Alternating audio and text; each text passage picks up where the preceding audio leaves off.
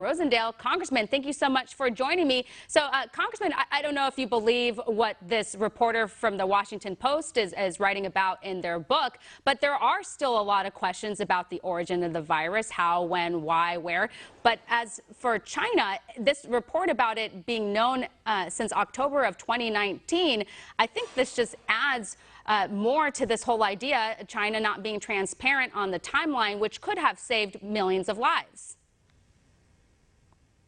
Hi, Stephanie, and thanks for having me on today. China has lost all credibility. The World Health Organization has lost all credibility. Everyone has major concerns about the origins of this flu, this virus, and I think that we have determined that it did come from Wuhan. And my biggest question that still lingers out there was this released from the lab intentionally, or did it escape accidentally? I think everyone is coming to the conclusion that it did come from the Wuhan lab, though, and I don't know that we'll ever get solid evidence that shows us of that, because the Chinese have been so good at destroying evidence. Yeah, we know that there is an effort to fire Fauci in Congress. Legislation's been introduced on that. We had Congresswoman Marjorie Taylor Greene on to explain that to us. Is that something that you would support? Are you in support of Dr. Fauci's leadership on the virus, or do you have questions about how he's been a little bit all over the place since the beginning of the pandemic in regards to whether it be masks or what people need to do? And also, after we learned a lot of the things he was saying in his emails versus what he had been saying on TV during the pandemic, that was also a cause for concern. Perception becomes reality, Stephanie, and Dr. Fauci has lost all credibility. And I think that once you have lost all credibility, whether the statements that you said were true or false, the credibility issue is still going to linger on. And if people around this nation do not have confidence in the information that Dr. Fauci is sharing, then it's time for him to go. It's time for him to move on. And I think that President Biden should replace him. Absolutely. I wanted to shift gears here and just get your reaction to the latest airstrikes on the Iraq-Syria border. I saw that even some Democrats were upset by this. Apparently, Chris Murphy, he wanted to be briefed on this. Congress wasn't briefed on these actions by the Biden administration. What are your thoughts? I am very troubled by the actions, that bombing in Syria on the Iranian border there.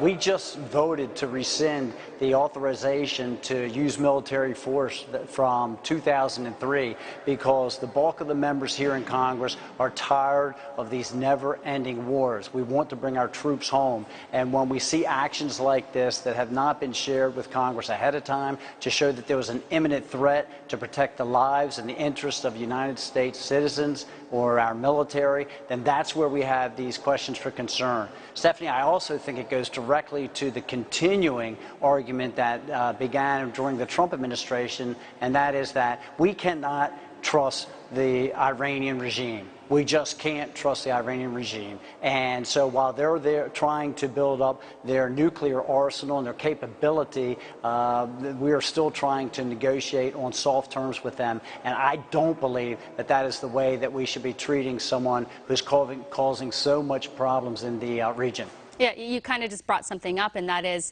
the Biden administration signals on where they stand with Iran are a little bit mixed here. We know that they've been trying to, pull together the Iranian nuke deal, and they're for that, and that was something that was one of the Obama administration's #1 goals, it seemed like. And then obviously we know what happened during the Trump administration in regards to that. But isn't it a little bit confusing?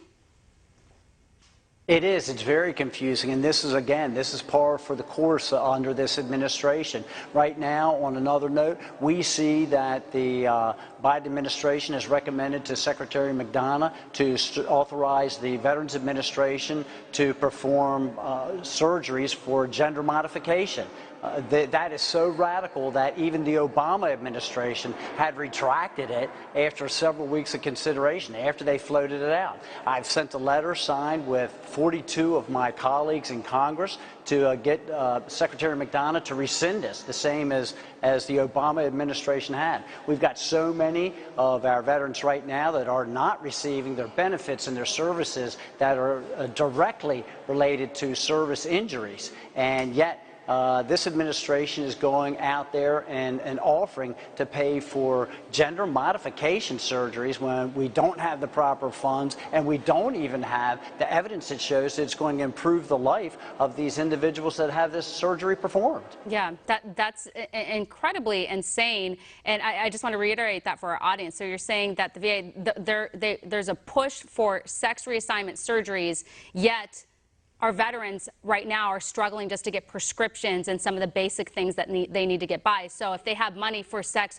reassignment surgeries, why don't they have money for prescriptions and everything else, the basics?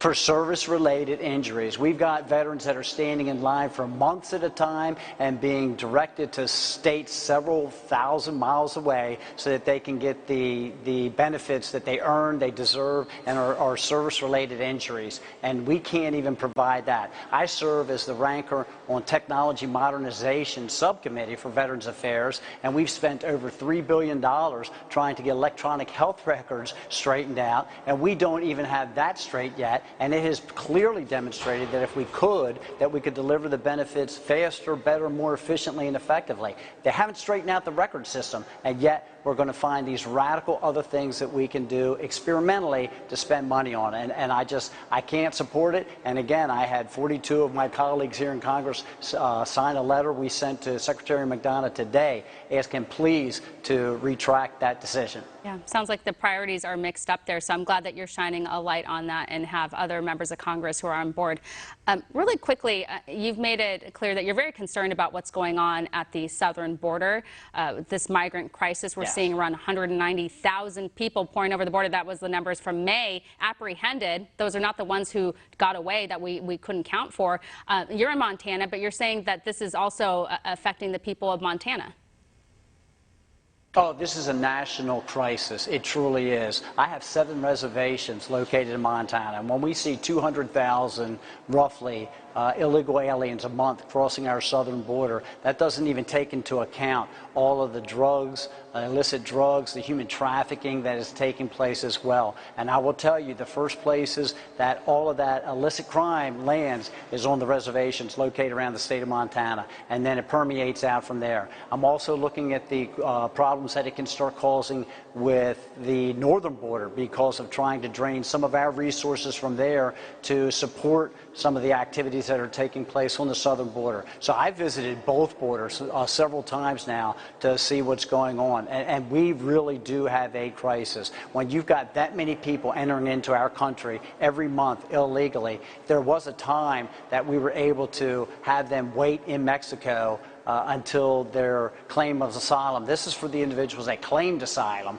that they could have a hearing date set and actually scheduled for. But now we're not even doing that. We're taking the information, we're taking these individuals, and we're just releasing them into our country. And the taxpayers of this country are paying for the housing, the education, the medical needs of all these illegals, and no one is taking an accounting for it.